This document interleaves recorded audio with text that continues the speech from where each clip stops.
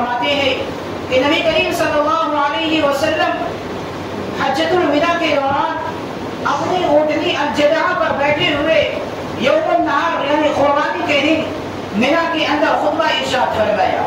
غور سے سننا کہ اللہ کے نبی صلی اللہ علیہ وسلم نے کیا خطبہ ارشاد فرمایا تھا. یہی وہ خطبہ ہے جس خطبے کے ذریعے سے آپ جنت کے حقدار ہو سکتے ہیں. اللہ کے نبی نے جنت کی اس میں خوشخبری بھی سنائی ہے.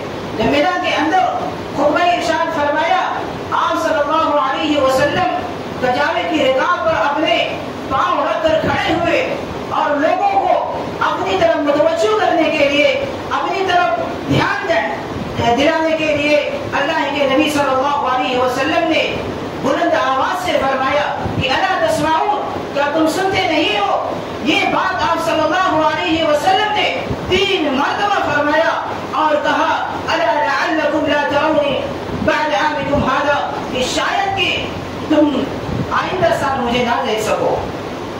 یہ حجۃ الوداع کے دوران کہا اللہ کے نبی نے کہ شاید کہ آئندہ سال تم لوگ مجھے نہ دیکھ سکو، اسی لیے کہا کہ خبردار ہو جاؤ، سن لو.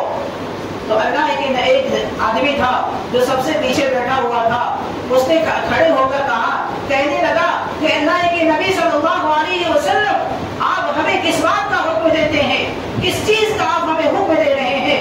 اللہ کے نبی نے فرمایا اتقوا اللہ ربکم، اتقوا اللہ ربکم، اللہ رب العالمین سے تقوی اختیار کیجئے، اللہ رب العالمین سے ڈریے، اللہ رب العالمین کا اپنے اندر خوف لائیے. ربکم جو کہ تمہارا رب ہے.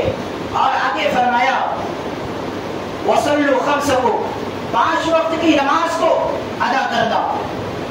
پھر فرمایا وصوموا شہرکم، یعنی رمضان کے مہینے کا روزہ رکھنا. پھر فرمایا وَأَتُوا زَكَاةَ أَمْوَالِكُمْ، اپنے اموال کی زکات ادا کرنا. اس کے بعد فرمایا وَأَطِيعُوا أُولَا أَمْرِكُمْ، اپنے حاکم کی اطاعت و فرما برداری کرنا. تَدْخُلُوا جَنَّةَ رَبِّكُمْ، تم اپنے رب کی جنت میں داخل ہو جاؤ گے. یہ 5 چیزیں اللہ کے نبی صلی اللہ علیہ وسلم نے اپنے خطبے کے اندر ارشاد فرمایا. یہ 5 چیزیں جو شخص اختیار کر لے گا وہ انشاءاللہ جنت کا حقدار ہو جائے گا.